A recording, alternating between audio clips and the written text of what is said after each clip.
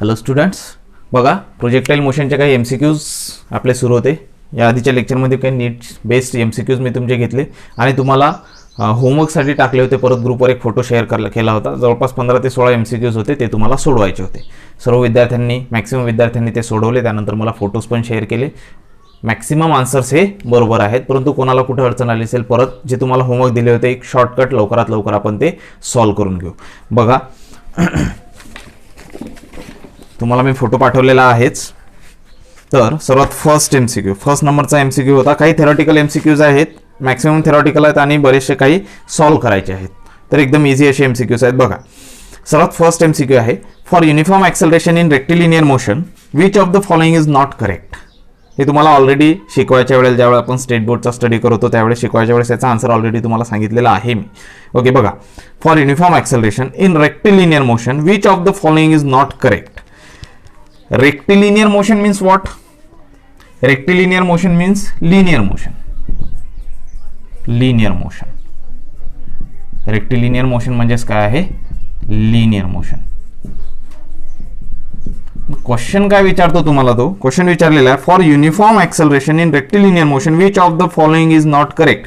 जर का uniform acceleration असेल, ॲक्सेलरेशन कसं पाहिजे आपल्याला? युनिफॉर्म. ॲक्सेलरेशन कसं पाहिजे? युनिफॉर्म. युनिफॉर्म ॲक्सेलरेशनसाठी in linear motion which of the following four options, in which of the following four options, या चारपैकी कोणता ऑप्शन असा आहे की तो करेक्ट नाही आहे, not correct.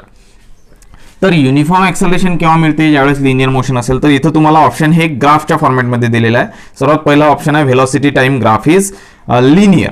Velocity time graph is linear. आता बघा तुम्हाला काय पाहिजे? Acceleration uniform. ॲक्सेलरेशन जर का युनिफॉर्म पाहिजे असेल तर व्हेलॉसिटी हे युनिफॉर्मली चेंज व्हायला पाहिजे. म्हणजे जो पहिला ऑप्शन आहे velocity time graph is linear, हा कसा आहे? करेक्ट आहे. तुम्हाला क्वेश्चन काय विचारला? तुम्हाला विचारला कोणता करेक्ट नाही आहे. ओके, कोणता करेक्ट नाही आहे. तर त्यापैकी जर पहिला ऑप्शन पाहिला तर पहिला ऑप्शन करेक्ट आहे, कारण युनिफॉर्म ॲक्सेलरेशन जर पाहिजे असेल तर व्हेलॉसिटी टाइम ग्राफ हा लिनियरच असला पाहिजे. म्हणजे पहिला आन्सर हे नाही आहे. दुसरा, acceleration is the slope of velocity time graph. Obviously velocity time ग्राफचा ज्यावेळेस तुम्ही स्लोप काढता, हा व्हेलॉसिटी आहे, हा टाइम आहे. व्हेलॉसिटी टाइम ग्राफचा ज्यावेळेस तुम्ही स्लोप काढता त्यावेळेस काय मिळते तुम्हाला? dv/dt and dv/dt is equals to acceleration. म्हणजे हे ऑप्शन पण करेक्ट आहे. तुम्हाला नॉट करेक्ट कोणता आहे ते विचारलाय. थर्ड बघा, the area under the velocity time graph is equals to displacement. सांगितलं तुम्हाला व्हेलॉसिटी टाइम ग्राफ मध्ये जो एरिया कव्हर होतो तो कशाच्या इक्वल असतो? इक्वल टू डिस्प्लेसमेंट असतो. म्हणजे हा पण करेक्ट आहे. आणि फोर्थ ऑप्शन पहा काय म्हणतो, velocity time graph is non linear. Velocity time graph कसा आहे? Non linear. तर युनिफॉर्म ॲक्सेलरेशन मध्ये व्हेलॉसिटी टाइम ग्राफ हा कधी नॉन लिनियर असतो का? नाही. तर हा कधीच नॉन लिनियर नसतो. हा कसा असतो? लिनियर. म्हणजे याच्यातला आन्सर कोणता आहे तुमचं? फोर्थ नंबरचा आन्सर आहे तुमचं fourth number. That is velocity time graph is non linear. Okay, ठीक आहे. त्यानंतर आता समोर बघा, समोरचा ऑप्शन आहे, समोरचा आहे तुमचा MCQ. The velocity time relation of the particle starting from rest is given by v is equals to k into t, where k is equals to 2 meter per second square. बघा आता तुम्हाला इथे दिलेला आहे velocity time relation दिलेला of particle starting from rest. Second नंबरचा MCQ आहे. Velocity आणि टाइमचं रिलेशन दिलेलं आहे, ते आहे v is equals to k into t. v is equals to k into t हे गिवन आहे. अँड k ची व्हॅल्यू दिलेली तुम्हाला k is 2 metre per second square. आता तुम्हाला विचारलं आहे starting from rest, relation of particle starting from rest is given by v equals to kt where k is 2 meter per second square. The distance traveled in 3 second, म्हणजे time t is equals to 3 second दिलेला आहे. 3 सेकंदात तो कुठून distance start करतो? Distance तो किती distance travel करतो? 3 सेकंदात. तर बघा स्टार्टिंग फ्रॉम रेस्ट आहे. कसा आहे? Starting from rest. तुम्हाला विचारलेला आहे डिस्प्लेसमेंट. यस, यस ची व्हॅल्यू किती आहे हे तुम्हाला विचारलेलं आहे, राईट? यस म्हणजेच तुम्ही डिस्प्लेसमेंट म्हणा एस. एस ची व्हॅल्यू तुम्हाला विचारलेला आहे. तर त्याने स्टार्टिंग केली आहे. स्टार्टिंगला तो कुठं होता? Displacement starting from the rest. Rest पासून स्टार्ट झाला म्हणून ॲट स्टार्टिंग पोझिशन. स्टार्टिंग पोझिशनच्या टाइमला त्याची एस ची व्हॅल्यू ऑब्विसली किती असेल? एस ची व्हॅल्यू असेल 0. स्टार्टिंग पोझिशनला एस ची व्हॅल्यू किती असेल? 0 असेल. आणि आफ्टर टी सेकंड ज्या वेळेला एस ची व्हॅल्यू 0 आहे त्यावेळेला टी ची व्हॅल्यू पण कशी असेल? 0. At t is equals to 3 सेकंद s is equals to what हेच तुम्हाला विचारलेलं आहे. सुरुवातीला s डिस्प्लेसमेंट 0 होतो की ज्यावेळेला टाइम कसा होता 0 होता. ज्यावेळेस 3 सेकंद निघून गेले t इज इक्वल्स टू 3 सेकंद त्यावेळेस डिस्प्लेसमेंट म्हणजे डिस्टन्स किती आहे हे तुम्हाला विचारलेलं आहे. राईट, हेच विचारलेलं आहे. The distance travelled in 3 second. 3 सेकंदात तो किती डिस्टन्स ट्रॅव्हल करतो हे विचारलं. क्वेश्चन समजला? ओके, आता याला आपण सॉल्व्ह करू. आणि हे सॉल्व्ह करण्यासाठी आपल्याला दिलेलं आहे व्हेलॉसिटी टाइम मधलं रिलेशन की ज्यामध्ये के ची व्हॅल्यू आपल्याला दिलेली आहे. पण आता याला आपण कसं सॉल्व्ह करू? याला कॅल्क्युलेटरचा यूज करून आपण सॉल्व्ह करणार आहे. तुम्ही जर का केअरफुली पाहाल v is equals to K T, यावरनं सर्वात आधी के ची व्हॅल्यू इथं पुटअप करा, तुम्हाला एक रिलेशन मिळून जाईल. हे आपल्याला प्रॉब्लेम सॉल्व्ह करण्यासाठी गिव्हन डेटा कामात पडेल. v इज इक्वल्स टू के च्या जागी किती पुटअप कराल 2 आणि t. Suppose this is equation number 1. हे इक्वेशन 1 आहे. आता तुम्हाला व्हेलॉसिटी आणि टाइमचं रिलेशन दिलेलं आहे. Velocity is equals to 2 into t. तुम्हाला काढायचं आहे डिस्प्लेसमेंट, काढायचं आहे डिस्प्लेसमेंट. तर ही जी व्हेलॉसिटीची टर्म आहे ही जी व्हेलॉसिटीची टर्म आहे, या व्हेलॉसिटीच्या टर्म मध्ये इथं व्हेलॉसिटीच्या जागी डिस्प्लेसमेंट आणायचं आहे आपल्याला. कसं येईल? कसं येईल बघा. तर पहा, व्हेलॉसिटीची डेफिनेशन काय किंवा व्हेलॉसिटीचा फॉर्म्युला काय? Velocity is equals to displacement upon time. म्हणजेच rate of change of displacement upon time is equals to velocity. म्हणजे या व्हीच्या जागी मी काय लिहू शकतो? व्हीच्या जागी मी लिहू शकतो ds upon dt. Right, because velocity is rate of change of displacement. म्हणून व्हीच्या जागी मी काय लिहिलं? Displacement upon time, that is ds upon dt. आणि इक्वल्स टू काय आहे? t. सिन्स सरळ सरळ लिहू शकता तुम्ही v is equals to ds upon dt. Okay, ठीक आहे. आता समोर सॉल्व्ह करा. या ds ला इथंच ठेवा.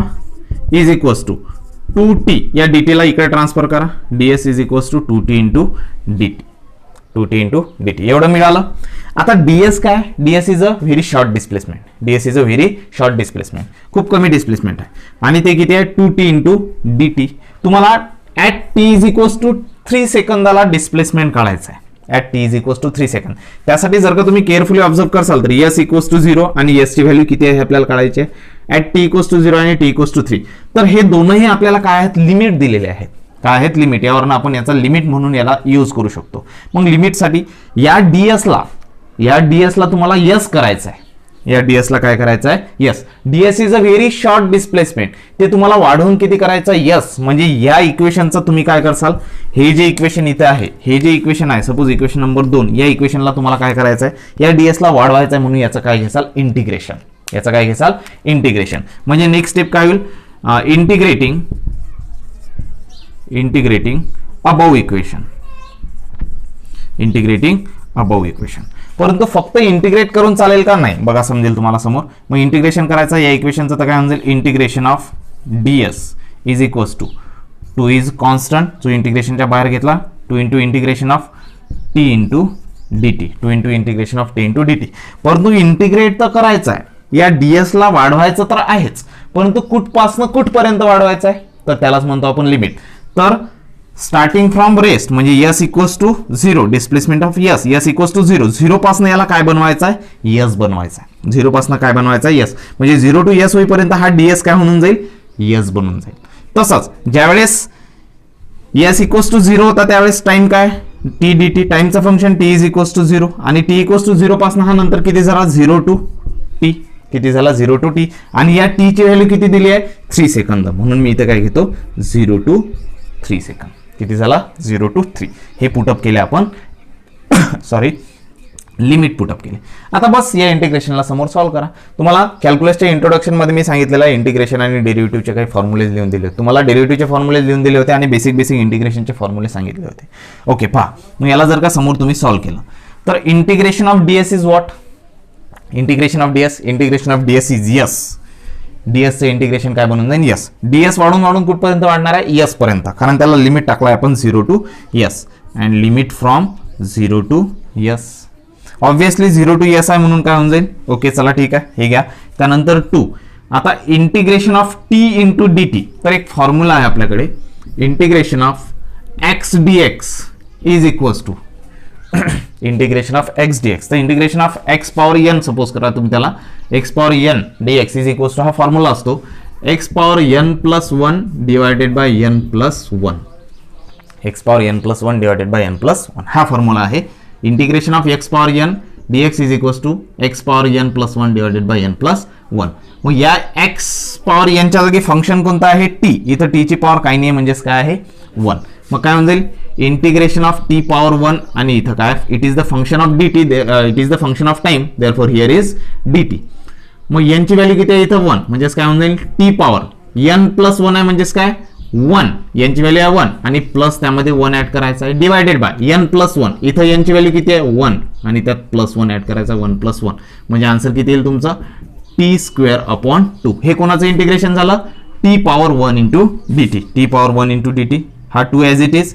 हे मी इंटिग्रेशन काढलं किती t स्क्वेअर बाय 2, किती काढलं t स्क्वेअर बाय 2 आणि याला लिमिट कुठपासून कुठपर्यंत आहे from 0 to 3, therefore limit from 0 to 3, limit from 0 to 3. आले इथपर्यंत केलं सॉल्व. ठीक आहे, हे लिहून घ्यायचं तुम्हाला व्यवस्थित. ठीक आहे, हे त्याला सेपरेटली सॉल्व केलं मी. बरं ठीक आहे, चला इथं सॉल्व करतो.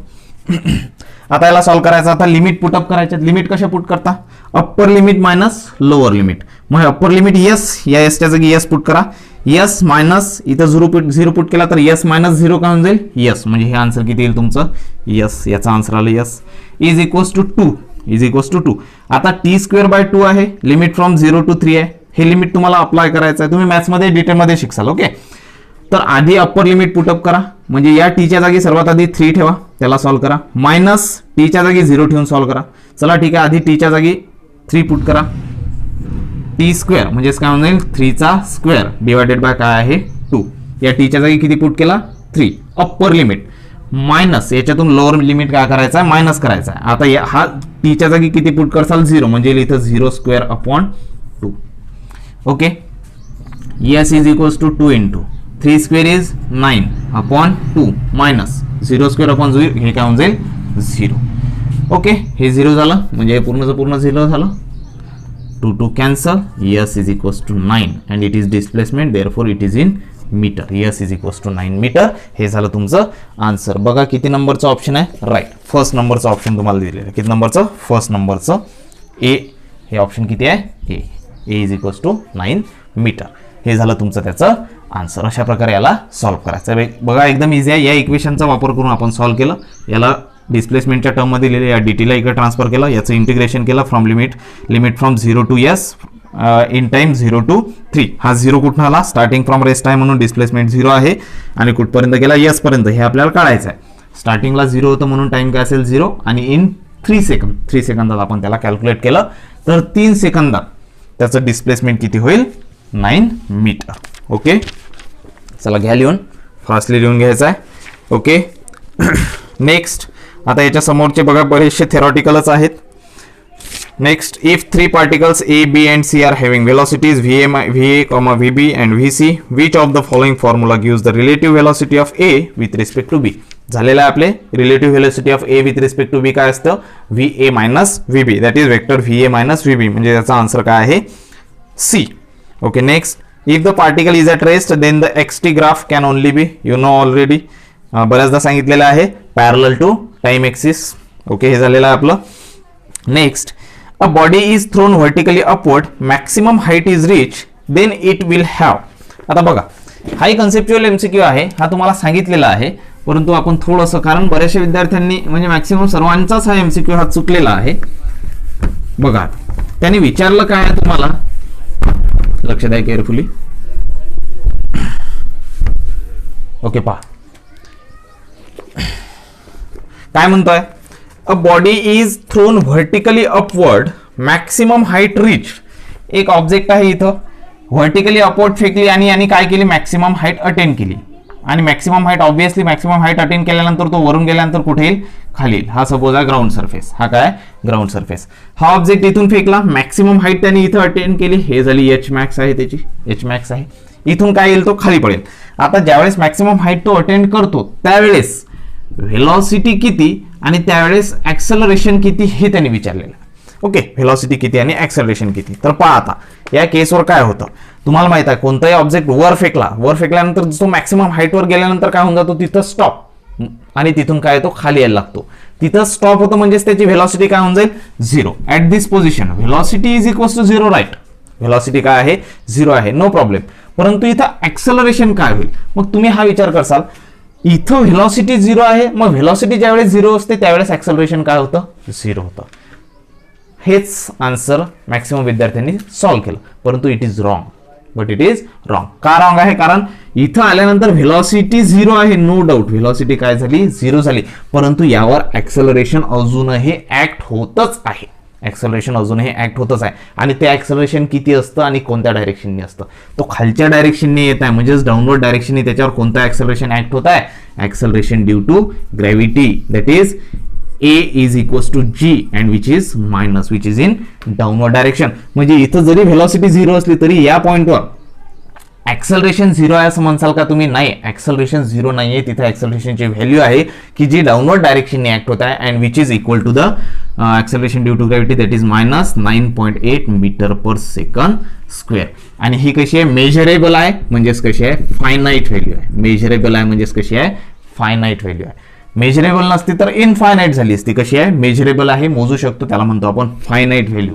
म्हणजेच या कंडिशनवर तुमचा ऑप्शन, फर्स्ट ऑप्शन काय म्हणतो? 0 velocity and 0 acceleration, which is wrong, which is totally wrong. Second option is was 0 velocity and finite acceleration. कशी आहे?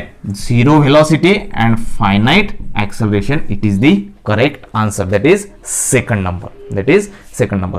तुमचा विचार करणं साहजिक आहे, बरोबर आहे. व्हेलॉसिटी 0 आहे म्हणून ऍक्सेलरेशन काय असेल? 0 असेल. But it is wrong. Acceleration is not 0. Acceleration is not 0. Why?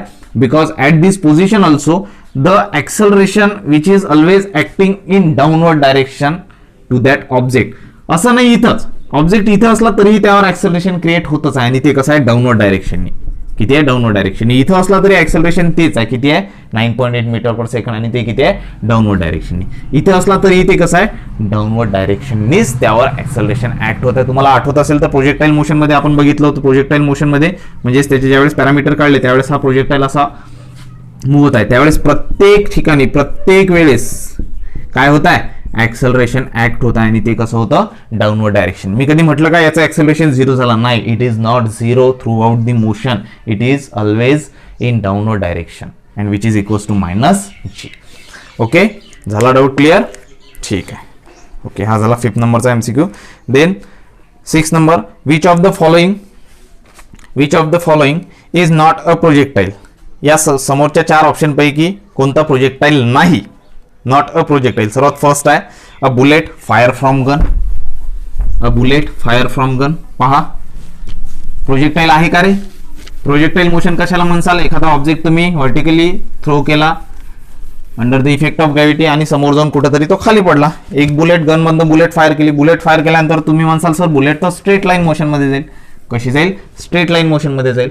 परंतु स्ट्रेट लाईन मोशन मध्ये गेल्यानंतर समोर गेल्यानंतर कुठेतरी ते खाली पडणारच आहे. म्हणजेच काय होऊन जाईल? त्याचा प्रोजेक्टाईल पाथ होऊन जाईल. ते कोणतं मोशन होऊन जाईल? Projectile motion. म्हणजे bullet fire from gun is a projectile. तुम्हाला विचारलेलं आहे नॉट प्रोजेक्टाईल. पहिलं प्रोजेक्टाईल आहे. दुसरं a shell fire from cannon. Shell fire केली कॅनॉन मधनं, ते पण काय होऊन जाईल? खाली पडून जाईल. ते पण प्रोजेक्टाईल मोशन आहे. अ हॅमर थ्रोन बाय ॲथलीट. जे ॲथलीट्स असतात, तुम्ही स्पोर्ट्सचे पाहता, ॲथलीट्स जे असतात ते हॅमर फेकतात. काय फेकतात? हॅमर फेकतात. तो पण समोर जाऊन कसा पाथ कव्हर करतो? असा पाथ कव्हर करतो. ते पण कसं आहे? प्रोजेक्टाईल आहे. हा, थर्ड ऑप्शन आहे an aeroplane in flight. An aeroplane in flight. Aeroplane जे आहे आपलं विमान जे आहे, विमान एरोप्लेन, ज्यावेळेस एरोप्लेन फ्लाईटमध्ये गेलं, फ्लाईट म्हणजेच ते एरोप्लेन सध्या स्टार्ट आहे, तर एरोप्लेन काय आहे? तो under the effect of gravity आहे का रे? एरोप्लेन हा under the effect of gravity thrown केला का? नाही. त्या एरोप्लेनवर इंटरनल त्याचे फोर्सेस ऍक्ट होत आहेत. त्याच्याकडे एनर्जी आहे. नेहमी त्याच्याकडे एनर्जी आहे. म्हणून हा एरोप्लेन जरी इथून निघाला आणि हा असा फ्लाईट करतो आणि हा असा उडायला लागतो, बरोबर ना? एरोप्लेन असं उडायला लागतं. परंतु प्रोजेक्टाईल कोणाला म्हणतो? की जो आपण थ्रो केलेला आहे under the effect of gravity. एकदा का थ्रो झाला, लक्षात द्या केअरफुली, एकदा का थ्रो झाल्यानंतर त्यावर दुसरा कोणता एक्सटर्नल फोर्स ऍक्ट होत नाही. दुसरा कोणताच एक्सटर्नल फोर्स ऍक्ट होत नाही शिवाय ग्रॅव्हिटेशनल फोर्सच्या. कारण आपण ऑलरेडी म्हटलेलं आहे it is under the effect of gravity. Object is thrown under the effect of gravity with some initial velocity. That object is known as projectile. परंतु एरोप्लेन एकदा का इथून निघाली, असं होतं का एरोप्लेन प्रोजेक्ट केलं, एरोप्लेन दिलं आणि सोडून दिलं, असं होतं का? नाही, त्यात इंजिन आहे, सर्व त्यात मशिनरीज आहेत, त्याच्या बेसिसवर काय करतात, एरोप्लेन ट्रॅव्हल केलं जातं, म्हणजे एरोप्लेन चालवलं जातं. ओके, मग त्या एरोप्लेनमध्ये बसलेला तो जो पायलट आहे तो त्याच्या सोयीनुसार ज्याला जिकडे ओढवायचं आहे तिकडे ते ओढवेल, जिकडे पाठवायचं आहे तिकडे जाईल, हाईटवर न्यायचा हाईटवर नेल, खाली आणायचं आहे खाली आणेल. ते कंट्रोल्ड बाय ह्युमन. एरोप्लेन काय केलं जातं, ह्युमन थ्रू कंट्रोल केलं जातं, म्हणजे त्यावर वेगवेगळे अदर दॅन ग्रॅव्हिटीचे दुसरे फोर्सेस पण लागतात, म्हणजेच ते प्रोजेक्टाईल असणार नाही. And aeroplane which is in flight is not an example of projectile. हे प्रोजेक्टाईलचं एक्झाम्पल नाही आहे, हे प्रोजेक्टाईलचं एक्झाम्पल नाही आहे. प्रोजेक्टाईल तोच की फक्त under the effect of gravity सोडून त्यावर दुसराच कोणता फोर्स अप्लाय होणार नाही, त्यालाच आपण काय म्हणू, प्रोजेक्टाईल म्हणू. त्यालाच आपण काय म्हणू, प्रोजेक्टाईल. मग तुम्ही म्हणसाल सर बुलेट, तर बुलेट एकदा का निघाले, एकदा निघाल्यानंतर या गोळीला कोणी कंट्रोल करतं का, या गोळीला कंट्रोल करतं का? नाही. जोपर्यंत त्याच्याकडे एनर्जी आहे तोपर्यंत ते सरळ सरळ सरळ सरळ चालत राहते. एकदा का एनर्जी संपली की ते खाली पडून जाते. असं आहे का, बुलेट अशी निघाली आहे, इथपर्यंत आली, त्याची एनर्जी संपावर आली, रे द्या त्याला एनर्जी, परत स्टेट, एनर्जी संपावर आली, द्या त्याला एनर्जी, परत स्टेट जाईल, असं होतं का? नाही. त्याला एक्सटर्नल बाहेरून एनर्जी मिळतच नाही. जेवढी त्याच्याकडे आहे तेवढी तो खर्च करतो, कमी कमी कमी कमी होत जाते, संपली की तो कुठं पडून जातो, ग्राउंडवर पडून जातो, म्हणजेच ते का बनून जातं, प्रोजेक्टाईल. मग याचा आन्सर किती आहे, option number 4, that is an aeroplane in flight. हे काय याचं आन्सर आहे. ओके, हा झाला 6 नंबर, हा झाला 6 नंबर. बघा 7 नंबरचा एमसीक्यू बघा. आता 6 नंबर झाला, थोडं फास्ट घेऊ आणखी. 7 नंबरचा एमसीक्यू बघा. The range of projectile is 1.5 kilometre when it is projected at an angle of 15 degree. One by one थोडं सॉल्व्ह करायचं. आधी गिव्हन डेटा काढायचा. काय म्हणतो, the range of projectile is 1.5 kilometre, म्हणजेच तुम्हाला आर ची व्हॅल्यू दिलेली आहे 1.5 kilometre. When it is projected at an angle of 15 degree. R हे 1.5 किलोमीटर, म्हणजेच रेंज 1.5 किलोमीटर केव्हा आली, ज्यावेळेस थीटाची व्हॅल्यू किती आहे, 15 डिग्री. ज्यावेळेस थीटाची व्हॅल्यू किती आहे, 15 degree. What will be its range when it is projected at an angle of 45 degree. Okay, theta equals to 45 ज्यावेळेस झाला त्यावेळेस आर ची व्हॅल्यू किती, थीटा इक्वल्स टू 45 झाला त्यावेळेस आर ची व्हॅल्यू किती हे तुम्हाला विचारलं. तो काय म्हणतो, ज्यावेळेस थीटाची व्हॅल्यू 15 डिग्री आहे त्यावेळेस आर ची व्हॅल्यू 1.5 आहे. मग ज्यावेळेस थीटाची व्हॅल्यू 45 डिग्री असेल त्यावेळेस आर ची व्हॅल्यू किती हे तुम्हाला कळायला सांगितलेलं आहे. बघा एकदम इझी आहे, एकदम इझी आहे. तुम्ही जर का पाहाल तर आर वी नो दॅट, आपल्याकडे नॉलेज आहे कशाचं, मॅक्सिमम रेंजचं. ज्यावेळेस थीटा हा 45 डिग्री असतो, ज्यावेळेस थीटा हा 45 डिग्री असतो त्यावेळेस रेंज कशी असते, मॅक्सिमम. रेंज कशी असते, maximum. At theta equals to 45 degree, at theta equals to 45, R is equals to R max. R काय बनून जातो, R max, and which is equals to you square by g. त्याचा formula काय आहे, you square by जी. ठीक आहे, आणि तेच तुम्हाला कळायला सांगितलेलं आहे. आर ॲट 45 डिग्री, 45 डिग्रीला आर बनून जातो R max, which is equals to you square by g. म्हणजे यू स्क्वेअर बाय जी ची व्हॅल्यू काढली म्हणजे तुम्हाला कशाची व्हॅल्यू मिळून जाईल, R, which is equals to R max. मग आता रिक्वायर काय आहे, जी ची व्हॅल्यू आपल्याला माहिती आहे 9.8 आहे. सिम्प्लिफिकेशनसाठी चला 10 घ्या. ओके, यू स्क्वेअर फक्त तुम्हाला काय माहिती पाहिजे, यू स्क्वेअर तुम्हाला काढायचा आहे. मग आता यू स्क्वेअर कसा काढसाल, तर यू स्क्वेअर आपण काढू या दिलेल्या गिव्हन कंडिशनवरून. दिलेल्या गिव्हन कंडिशनवरून यू स्क्वेअर काढू. बघा आर दिलेला आहे थीटा ज्यावेळेस 15 डिग्री आहे. चला ठीक आहे, रेंजचा फॉर्म्युला आपल्याला माहिती आहे, we know that. The range of horizontal range of the projectile is given by R is equals to by which formula, कोणता फॉर्म्युला आहे, you square sine 2 theta upon जी. हा आहे रेंज कॅल्क्युलेट करायचा फॉर्म्युला. ठीक आहे, आर ची value दिलेली आहे 1.5 is equals to you square sine of 2 into theta, theta किती आहे 15 degree, divided by g, divided by g. आणि जी ची व्हॅल्यू सिम्प्लिफिकेशनसाठी आपण घेऊ 10, जी ची व्हॅल्यू घेऊ 10. चला बघा बरं काय होईल आता इथं, 1.5 is equals to you square sine of 2 into 15, sine 2 into 15 म्हणजेच काय होऊन जाईल, साइन 30, साइन 2 इंटू 15 म्हणजेच काय होऊन जाईल 30, विच इज इक्वल्स टू 1.5 या 10 ला इकडे ट्रान्सफर करून घ्या. 1.5 into 10 is equals to u square and sin 30 is how much, sin 30, what is the value of sin 30, sin 30 is equals to half, sin 30 काय असते हाफ.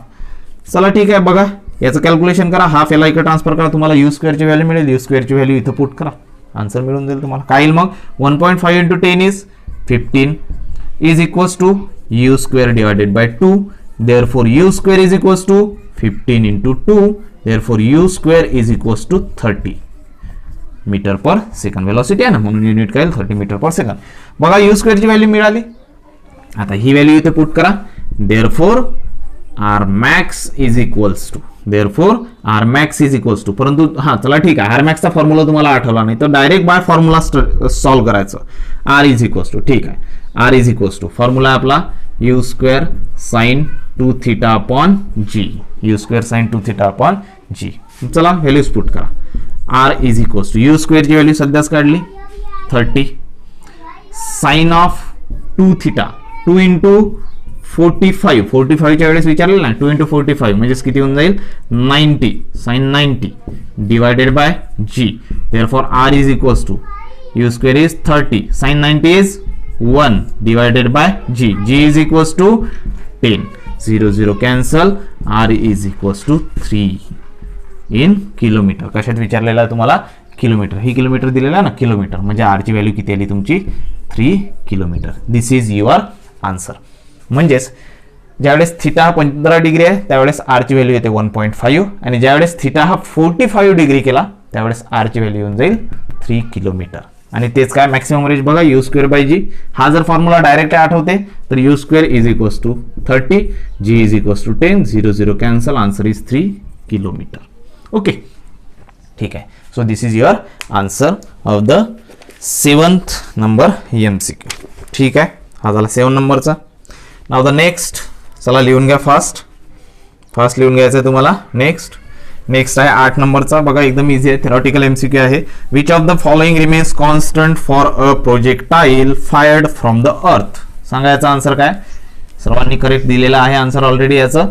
जर का एखादा ऑब्जेक्ट म्हणजे अर्थवरून आपण फायर केला तर कोणता कॉम्पोनंट हा कॉन्स्टंट राहतो. Which of the following remains constant, कोणता कॉन्स्टंट राहतो सांगितलेला आहे तुम्हाला. कोणता component. Momentum it is not constant, kinetic energy is not constant, again vertical component of velocity is not constant, only horizontal component of velocity is constant. याचा answer मी तुम्हाला already सांगितलं ज्यावेळेस आपण प्रोजेक्टाईल मोशनची डायग्राम स्टडी केली होती. त्यापैकी एकच component असा असतो की तो थ्रू आउट दी मोशन कसा राहतो constant, which is the horizontal component. Horizontal component कसा राहतो कॉन्स्टंट राहतो ऑफ वेलोसिटी. ओके, ठीक आहे. Now the next MCQ is in case of projectile what is the angle between the instantaneous velocity and the acceleration at the highest point. In case of projectile बघा हे ground level आहे, हे प्रोजेक्टाईलचं motion आहे from A to B. ए पासून बी पर्यंत जाताना what is the angle between instantaneous velocity and the acceleration at the highest point. Highest point consider करा. या हायेस्ट पॉइंटवर याची इन्स्टंटेनियस वेलोसिटी, या हायेस्ट पॉइंटवर याची इन्स्टंटेनियस वेलोसिटी. इन्स्टंटेनियस वेलोसिटीची डायरेक्शन इथे जर म्हणसाल तर इन्स्टंटेनियस वेलोसिटी अशी जाईल, इथं जर म्हणसाल तर इन्स्टंटेनियस वेलोसिटी अशी जाईल अलॉंग द टँजंट. इथं जर आला तर ही झाली इन्स्टंटेनियस वेलोसिटीची डायरेक्शन, ही झाली इन्स्टंटेनियस वेलोसिटीची डायरेक्शन. आणि तुम्हाला अँगल विचारलेला आहे, angle between velocity instantaneous velocity and acceleration. आणि या ऑब्जेक्टवर ऍक्ट होणारा एक्सेलरेशन कुठं असतं in downward direction, in downward direction which is A is equals to minus G. Minus is represent that it is acted in the downward direction which is equal to the acceleration due to gravity. बघा हे आहे acceleration, हे आहे velocity, दोघांमध्ये कितीचा angle आहे 90चा. म्हणजे याचा आन्सर काय आहे option number C equal to 90 degree. Okay, angle between instantaneous velocity and the acceleration during projectile motion is equals to 90 degree. Okay, now the next, a player kicks, 10 number MCQ, a player kicks up a ball at an angle of theta with the horizontal. एक player आहे की जो football खेळत असेल त्यांनी kick केला ball एका particular अँगलनं horizontal through. The horizontal range is maximum when theta is equal to right again is 45. तो काय विचारतो एका पर्टिक्युलर अँगलनी त्यांनी थ्रो केला, तो बॉल जो आहे हा जास्त दूरपर्यंत जाईल त्यावेळेस अँगल किती, मॅक्सिमम रेंज पर्यंत जाईल त्यावेळेस अँगल किती. सध्याच आपण काढलं मॅक्सिमम रेंज आपल्याला केव्हा मिळतं वेन अँगल इज 45 डिग्री. म्हणजे याचा आन्सर काय आहे 45 degree option number B. Okay right. Now the next is the greatest height to which a man can throw a stone is H. पहा आता यामध्ये थोडंसं कॅल्क्युलेशन येईल, काय विचारतो the greatest height to which a man can throw a stone is H. म्हणजे तुम्हाला greatest height म्हणजे एच मॅक्स दिलेला आहे. H max is equals to H. Greatest height आहे म्हणतो ना तो, म्हणून काय म्हणसाल H max. H max is H. The greatest distance to which he can throw it will B.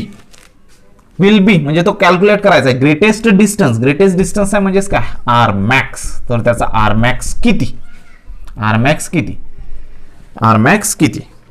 A greatest height to which a man can throw a stone is H.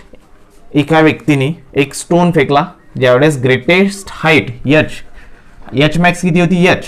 तर त्यावेळेस ज्यावेळेस एच मॅक्स हे H आहे त्यावेळेस R max किती. H max हे H आहे त्यावेळेस आर मॅक्स किती हे आपल्याला काढायला सांगितलेलं आहे. पहा एकदम इझी आहे. H max equals to H हे आपल्याला गिवन आहे. तुम्हाला आर मॅक्स काढायला सांगितलं आहे. एच मॅक्सचा फॉर्म्युला आपण वापरू. कशाचा फॉर्म्युला वापरू एच मॅक्सचा. We know that H max is equals to, सर्वात आधी तर हाईटचा formula H is equals to. एचचा फॉर्म्युला काय आहे you square sine square theta upon 2g. It is the formula of height. Height calculate करायचा formula H is equals to you square sine square theta upon 2g. परंतु इथं तुम्हाला विचारलेला H max. H max तर H max काय येईल सांगा बरं. ज्यावेळेस ही व्हॅल्यू किती येईल 1 असेल, ज्यावेळेस ही व्हॅल्यू 1 असेल. If sine square theta is equals to 1 then H becomes, then H is equals to H max. Then H is equals to H max. Simple आहे ना. हा निघून जाईल यू स्क्वेअर बाय 2g. ही व्हॅल्यू कशी असेल maximum. जसं आपण रेंज काढलं होतं मॅक्सिमम, जसं आपण रेंज काढलं होतं मॅक्सिमम तसंच काय होऊन जाईल एच मॅक्स. तर साइन स्क्वेअर थिटाची व्हॅल्यू 1 केव्हा होईल, कोणत्या अँगलला साइन स्क्वेअर थिटाची व्हॅल्यू 1 येईल. साइनच्या कोणत्या अँगलची व्हॅल्यू 1 असते साइन थिटा. साइन 90 इज 1 म्हणजे ज्यावेळेस थिटा इज इक्वल्स टू 90 असेल त्यावेळेस साइन 90, साइन 90 काय होऊन जाईल 1. याचा काय होईल स्क्वेअर आणि 1चा स्क्वेअर काय होऊन जाईल 1. म्हणजे ज्यावेळेस theta is equals to 90 degree असते त्यावेळेस एच हा कशाच्या इक्वल असतो एच मॅक्सच्या equal. If theta is equals to 90 degree then H is equals to H max. जसं आपण काढला होता if theta is equals to 45 degree R is equals to R max, तसाच if theta is equals to 90 degree H is equals to H max. H is equals to H max. सुपान ते वाजायला नको.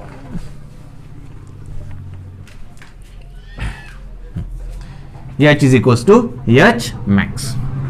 Okay पहा मग आता म्हणजे sign square theta काय झाला 1. तर इथं काय होऊन जाईल u square upon 2g. Sine square theta equals to 1 into 1 म्हणजेच काय काहीच नाही आहे. ठीक आहे यू स्क्वेअर बाय 2g. आता तुम्ही केअरफुली ऑब्झर्व करसाल तर हा जो यू स्क्वेअर बाय जी आहे you square upon G. You square upon जी हा फॉर्म्युला कशाचा आहे it is the formula of maximum range. Maximum रेंजचा फॉर्म्युला म्हणजे याच्या जागी आपण काय पुट करू शकतो R max. Therefore finally we get H max is equals to you square upon G is equals to R max divided by 2. Therefore R max equals to 2 times H max, 2 times H max, and H max is equals to how much H, which is already given 2 into H. Therefore your answer is R max is equals to twice H. This is your final answer. This is your final answer. Okay बघा हा झाला आपला MCQ. त्यानंतर आता next MCQ बघा. Next MCQ बघा 12 नंबरचा. 2 balls are projected at an angle of theta and 90 minus theta to the horizontal with the same speed. The ratio of their maximum vertical heights. हा MCQ मी already घेतलेला आहे. Okay तुम्हाला एक याआधी homework टाकलं होतं त्यानंतर जो लेक्चर मी बनवलं होतं होमवर्कवरचं लेक्चर त्या लेक्चरमध्ये हा प्रॉब्लेम मी सॉल्व्ह करून दिलेला आहे. The answer of this problem is tan square theta is to 1. Okay now the another one is when air resistance is taken into account while dealing with the motion of the projectile. ज्यावेळेस object हा projectile motion करतो त्यावेळेस त्याचं मोशनचा study करताना जर का आपण air रेझिस्टन्सला consideration मध्ये घेतलं, जर का आपण एअर रेझिस्टन्सला कन्सिडरेशन मध्ये घेतलं तर तो जो ऑब्जेक्ट आहे म्हणजे तो जो प्रोजेक्टाईल आहे हा मॅक्सिमम रेंज कव्हर करेल त्यावेळेस अँगल किती. तर पहा मॅक्सिमम रेंज ऑब्जेक्टची आपल्याला केव्हा मिळते जेव्हा angle theta is equals to 45 degree असतो.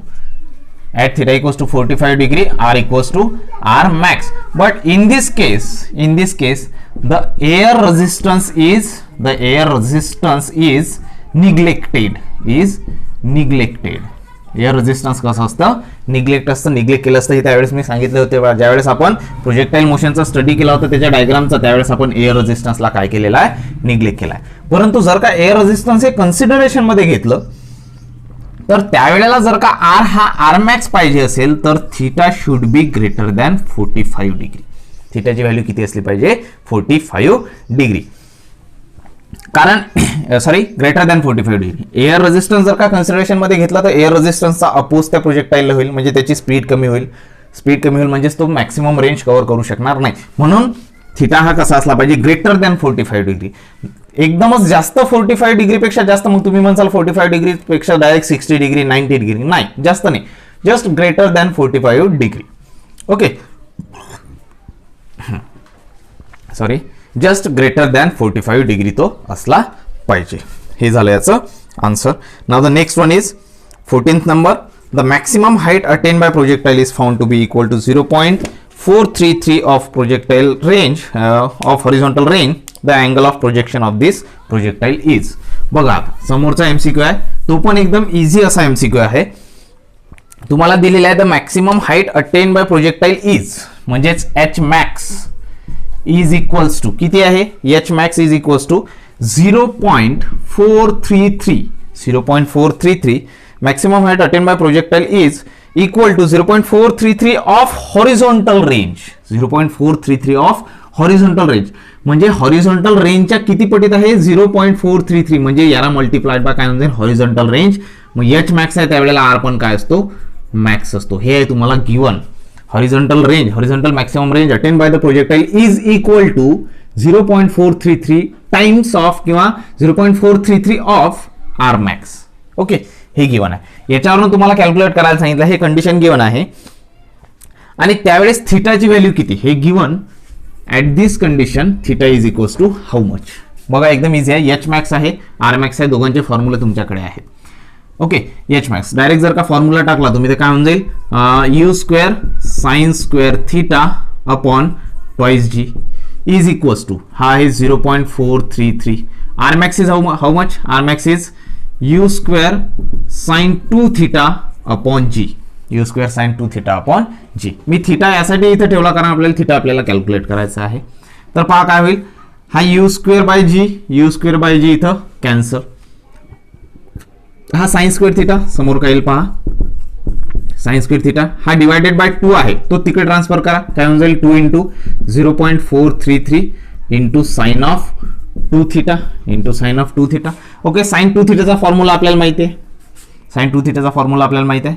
किती होऊन जाईल पहा बरं, साइन स्क्वेअर थीटा. बघा आता या साइन स्क्वेअर थीटाला मी असं लिहितो, sine theta into sine theta. Sine square theta can be written as sine theta into sine theta into 2 into 0.433. तर साइन 2 थीटाचा फॉर्म्युला, डबल अँगल फॉर्म्युला तुम्ही शिकले ट्रिग्नोमेट्रीमध्ये, काय आहे 2 sine theta into cos theta.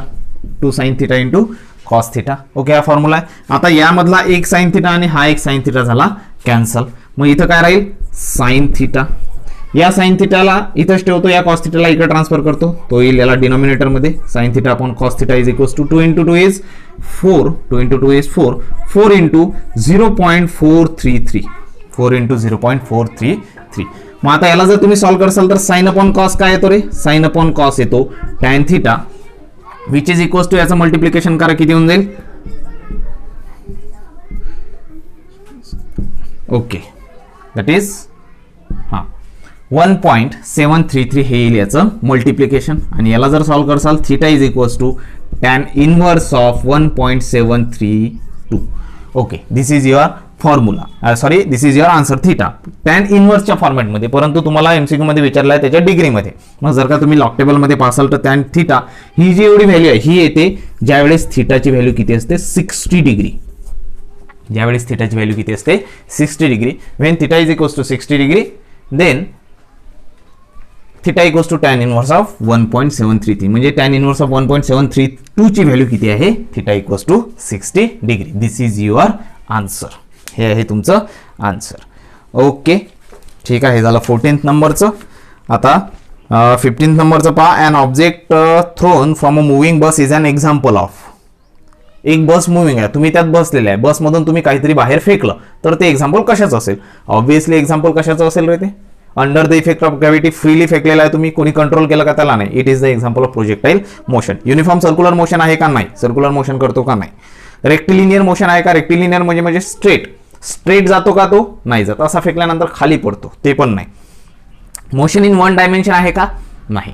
One dimension म्हणजे काय, linear motion, कोणत्या तरी एकाच डायरेक्शननी मूव्ह होता का, नाही. तो समोर पण जातो आणि खाली पण पडतो, म्हणजे एक्स डायरेक्शन पण मूव्ह होता आणि निगेटिव्ह वाय डायरेक्शनने पण मूव्ह होत आहे, म्हणजेच ते पण नाही. याचा आन्सर काय, projectile motion. Okay, the last one is, आता लास्ट सर्वात शेवटचा पहा 16 नंबरचा. A projectile is thrown. बघा एकदम इझी आहे, एकदम इझी आहे. सरळ सरळ फॉर्म्युल्यात, आय थिंक फॉर्म्युल्यात व्हॅल्यूज तुम्हाला पुट करायच्या आहेत. काय म्हणतो, a projectile is thrown with an initial velocity of 50 metre per second. Initial velocity U ची व्हॅल्यू दिलेली आहे 50 metre per second. Okay, the maximum horizontal distance which this projectile can travel. Maximum horizontal distance with projectile can travel म्हणजे R max काढायचा आहे. आता R मॅक्सचा formula तुम्हाला माहित आहे, you square divided by G. R मॅक्सचा फॉर्म्युला किती आहे, यू स्क्वेअर बाय जी. तर यू ची व्हॅल्यू तुम्हाला दिलेली आहे 50. 50चा काय होऊन जाईल स्क्वेअर, 50चा काय होऊन जाईल स्क्वेअर आणि डिवायडेड बाय जी. जी ची व्हॅल्यू सध्यासाठी घ्या 10. याला सॉल्व्ह करा. याला सॉल्व्ह केल्यानंतर तुम्हाला मिळून जाईल आन्सर. तुम्ही जर का केअरफुली याला सॉल्व्ह करसाल तर 2500 upon 10, 00 cancel. The answer is near about 250. हे जर का तुम्ही अप्रॉक्सिमेट, आपण जी ची व्हॅल्यू किती घेतली अप्रॉक्सिमेट, म्हणजे नियर अबाउट किती आला पाहिजे, जी ची व्हॅल्यू 10 जर का घेतली तर आन्सर किती आला पाहिजे 250 मीटर. तर नियर अबाउट किती आहे, हा option number D. It is nearly equal to 255 metre, म्हणजे तुमचा आन्सर किती आहे 255 मीटर. जर का इथं तुम्ही जीच्या जागी 10च्या जागी जर का 9.8 घेतलं असतं तर तुम्हाला आन्सर हे ॲक्युरेट आन्सर आलं होतं, आय थिंक आलं असतं आय थिंक. पण तो आपण कॅल्क्युलेशन इझी जाऊन म्हणून 9.8च्या जागी काय घेतलं 10 आणि आन्सर किती आला 250च्या नियर अबाउट, आणि ते कसं आहे 255च्या नियर अबाउट आहे. Okay, so this is your final answer, R max equals to. Okay, तर हे होते एमसीक्यूज की जे मी तुम्हाला होमवर्कसाठी टाकले होते. सर्व एमसीक्यूज मी तुम्हाला सॉल्व्ह करून दिले. खूप साऱ्या विद्यार्थ्यांनी, बऱ्याचशा विद्यार्थ्यांनी मोर ॲक्युरेट वेनी हे सर्वचे सर्व एमसीक्यूज सॉल्व्ह केलेले आहेत. ओके, तर आय थिंक सो प्रोजेक्टाईल मोशनची आपली बरीचशी प्रॅक्टिस आता झालेली आहे. ठीक आहे, तर प्रोजेक्टाईल मोशनला आपण थोडं स्टॉप देऊ आता आणखी काही एमसीक्यूज आहेत की जे मी तुम्हाला होमवर्कला टाकेल. ते होमवर्क तुम्हाला सॉल्व्ह करायचे आहे आणि फक्त त्या होमवर्कचे आन्सर शीट बनवून त्याचा परत एक फोटो तुम्हाला टाकून देईल. परत जो आपले एमसीक्यूज आहेत जे तुम्हाला होमवर्क देईल त्यावर मी व्हिडिओ लेक्चर बनवणार नाही. ते तुम्हाला सरळ सरळ आन्सर शीट त्याची पाठवून देईल, तुम्ही चेक करायचे. ओके, ठीक आहे. तर इथं आपला प्रोजेक्टाईल मोशन आपण एंड करू. थोडासा काही टॉपिक राहिला असेल तर बघू, नेक्स्ट लेक्चरमध्ये तो कव्हर करून घेईल जर राहिला असेल तर. आणि आता हे झाल्यानंतर आपण आपल्या नवीन चॅप्टरला स्टार्ट करू. ते चॅप्टर आहे 11th सायन्सचं लॉज ऑफ मोशन. 11th सायन्सचं लॉज ऑफ मोशन. बघा, लॉज ऑफ मोशनचा स्टडी आपल्याला करायचा आहे. ते जे लॉज ऑफ मोशन हे चॅप्टर आहे, मी कम्पॅरेटिव्ह टू द नीट म्हणजेच ऑन द काय म्हणून त्याला आपण कशाच्या वेनी आपण घेणार आहे, कोणत्या पॉईंट ऑफ व्ह्यूने घेणार आहे आपण, नीट आणि सीईटीच्या पॉईंट ऑफ व्ह्यू मी लॉज ऑफ मोशनचं हे चॅप्टर घेईल. त्यामुळे केअरफुली हे लेक्चर्स पाहायचे आणि रेग्युलरली होमवर्क करून त्याचे जे लेक्चर्स पाहिल्यानंतर जे तुम्ही बोर्डवरचे नोट्स लिहिता त्याचे फोटोज मला तुम्हाला रेग्युलरली शेअर करायचे आहेत. हे गोष्ट नेहमी लक्षात ठेवायची. मी सांगितलं आहे तुम्हाला तुमचं रोजचं होमवर्क काय असेल, रोजचं तुमचं होमवर्क असेल व्हिडिओ लेक्चर्स पाहून ते जे नोटबुक लिहिसाल तुम्ही बोर्डवर, मी जे लिहिल बोर्डवर ते तुम्हाला लिहायचं नोटबुकमध्ये आणि त्याचे फोटोज मला शेअर करायचे. ओके, ठीक आहे. तर थांबू आज आपण इथं, याच्या समोरचं बघू, म्हणजेच लॉज ऑफ मोशन हे नवीन चॅप्टर आपण स्टार्ट करू नेक्स्ट लेक्चरमध्ये. Okay, thank you.